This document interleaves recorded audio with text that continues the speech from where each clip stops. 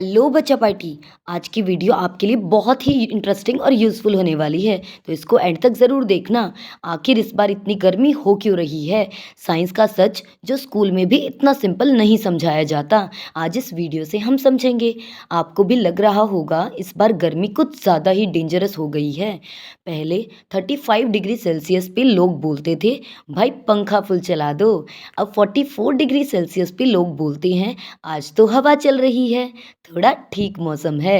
सुबह बाहर निकलो, 2 मिनट बाद लगता है बॉडी ने बोला भाई वापस घर चलते हैं।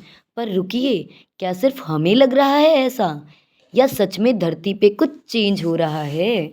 और एक सवाल जो दुनिया में वॉर्स चल रही हैं, पोल्यूशन बढ़ रहा है, ट्रीज काटे जा रहे हैं, एसी चल रहे हैं, क्या इन सब का कनेक्शन भी है या नहीं?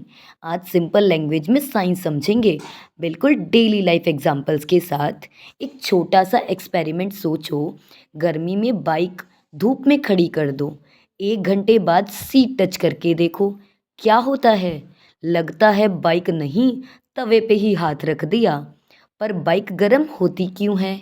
क्योंकि धूप की हीट अंदर चली जाती है और फिर वही हीट उसमें स्टोर हो जाती है। अब धरती के साथ भी कुछ ऐसा ही हो रहा है।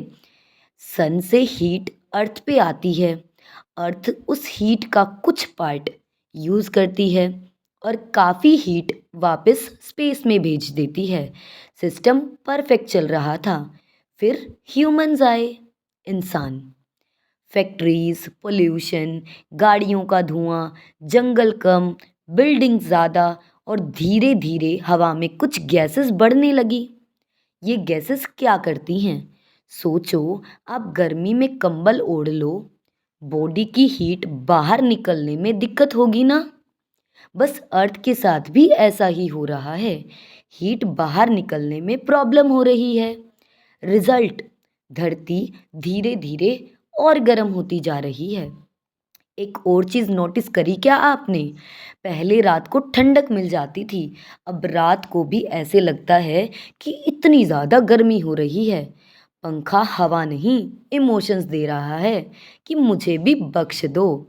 Reason, cities, road, cement, buildings, ये सारी चीज़ें हीट एब्जॉर्ब करती हैं, दिन भर हीट स्टोर करती हैं और रात को धीरे धीरे करके छोड़ देती हैं। इसीलिए जो शहर हैं वो गांव के कंपेयर में ज़्यादा गर्म लगते हैं। मतलब हमने अपने शहरों को मिनी ओवन बना दिया है। अब एक शॉकिंग बात सुनो, एसी रूम को ठंडा करता है, पर बाहर क्या करता है? हीट बाहर फेंकता है। अब इमेजिन करो, 100 घर मतलब 100 एसी, सब बाहर हीट फेंक रहे हैं। समझ रहे हो ना? ये रीज़न नहीं है पूरी गर्मी का, पर ओवरऑल एनवायरनमेंट पे इफ़ेक्ट तो पड़ता ही है। अब एक क्वेश्चन, लोग बोलते हैं जो वॉर्स चल रही हैं, ईरान इज़राइल वॉर जो चल रहा है, क्या उसका एनवायरनमेंट पे इफ़ेक्ट होता है या नहीं? सिंपल सा आंसर है हाँ, बिल्कुल होता है। जब लार्ज डिस्ट्रक्शन होती है, फ्यूल बर्न होता है, फायर लगती है, पोल्यूशन बढ़ता है, एनवायरनमेंट पे बहुत ज़्यादा असर होता है। लेकिन आज जो 45 डिग्री सेल्सियस या उससे ऊपर का तापमान है, ये डेंजरस हीट हम फील कर रहे हैं, उसका main reason long term climate change है। ये एक दिन में नहीं हुआ, सालों से बिल्ड हो रहा था। अब मैं आपसे एक डेंजरस लाइन बोलने वाली हूँ, रेडी रहना। फ्यूचर में आज का टेम्परेचर नॉर्मल लग सकता है। सोचो, अभी 44 डिग्री डेंजरस लग रहा है, आगे और डिफ़िकल्ट हो सकता है। साइंस इसीलिए सबको वार्निंग देती है, डराने धमकाने के लिए नहीं, कि फ्यूचर के लिए तैयार रहो। एक सेकंड के लिए सोचो, हम बोलते हैं एक इंसान से क्या फ़र्क पड़ेगा, पर सिटी में अगर लाख लोग ये बोलें, फिर फ़र्क पड़ता है ना?